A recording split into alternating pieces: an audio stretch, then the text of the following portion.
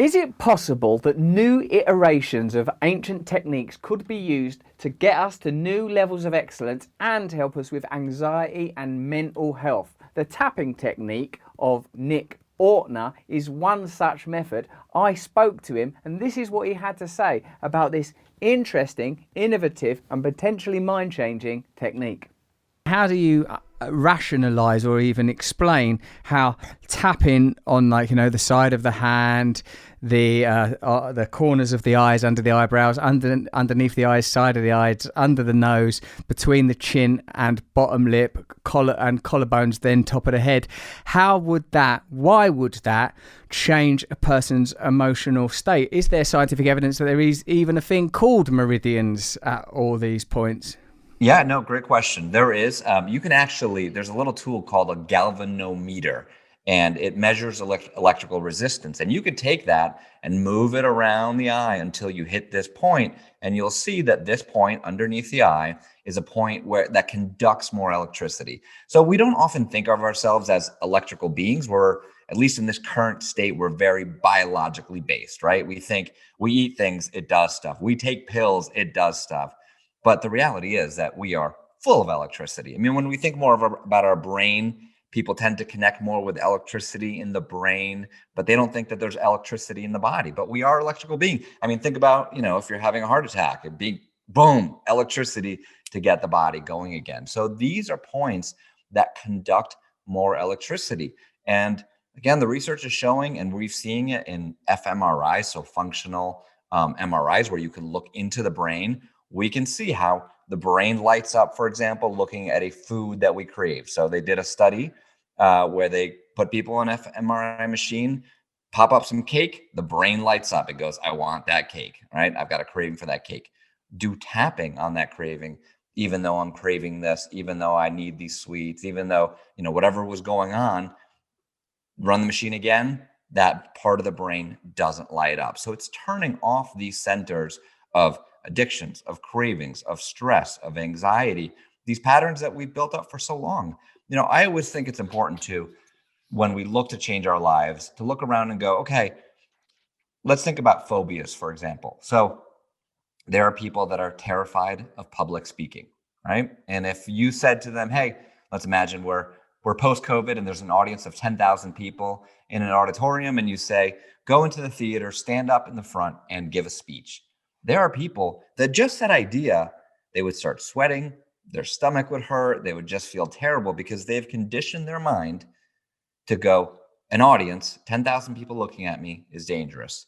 Now, if I say that to you, you say, let's go. 10,000 people, it's been a while, post-COVID, I'm ready to go. So why does your brain react differently there than someone else's? And it's usually because of conditioned responses. Not always easy to track. Sometimes it is. Sometimes we remember, you know what? When I was in 5th grade, I got up in front of the class to read and I stumbled on a word and the whole class laughed at me.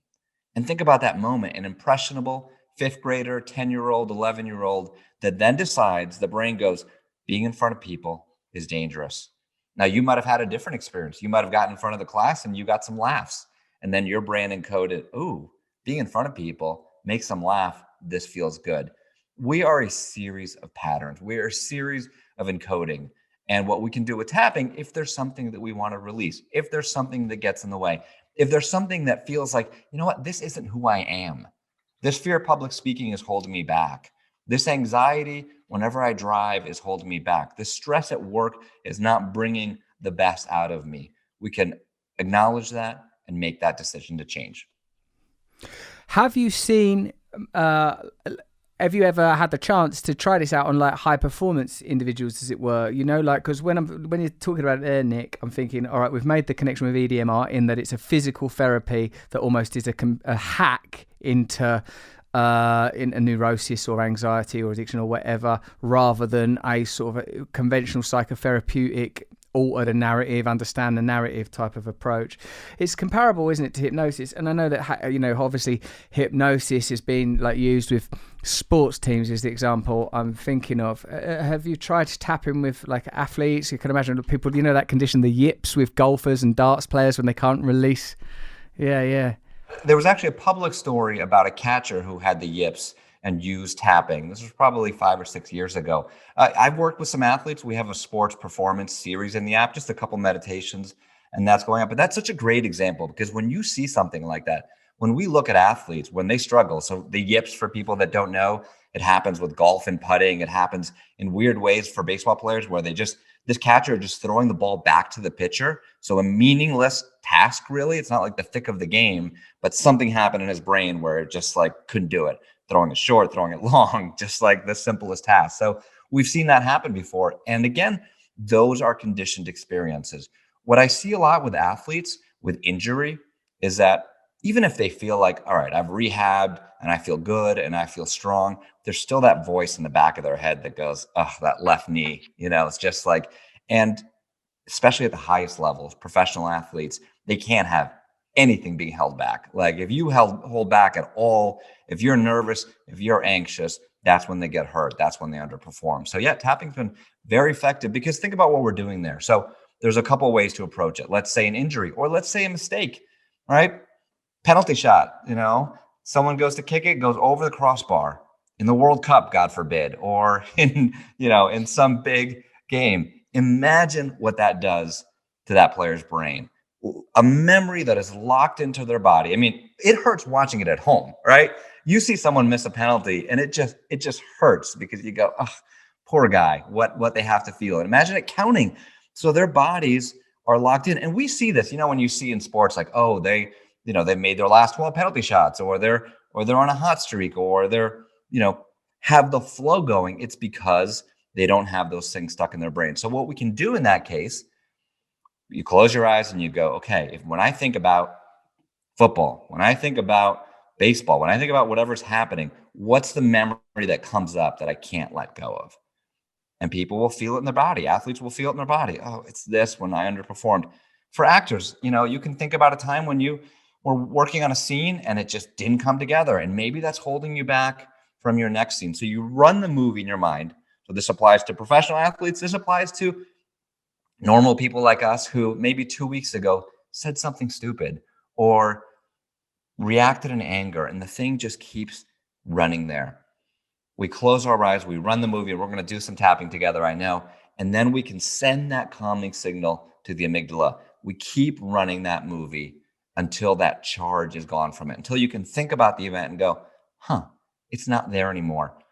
The same technique, which is why it's so powerful, applies to professional level athletes, normal people like me, and then to people who have suffered some of the worst traumas. So when you think about PTSD, soldiers in wars, what's happening there? Again, it's a brain overload. It's an experience over and over again where the body goes into fight, flight, or freeze mode. When the body says it's not safe, you get enough of those experiences without the right resources around you, and then next thing you know, you're in that state, you're in that PTSD, you're running those same patterns. So at the core of all this, if there's a pattern in your life, whether you're a football player or a baseball player or an actor or a singer, or you're a husband or a wife and you don't like how you're reacting to your spouse, or you're a parent and you don't like that initial reaction to your kids, you're trying to be a better parent, you're reading all the books, you're trying to be present, but boy, oh boy, when they do that, you are just triggered.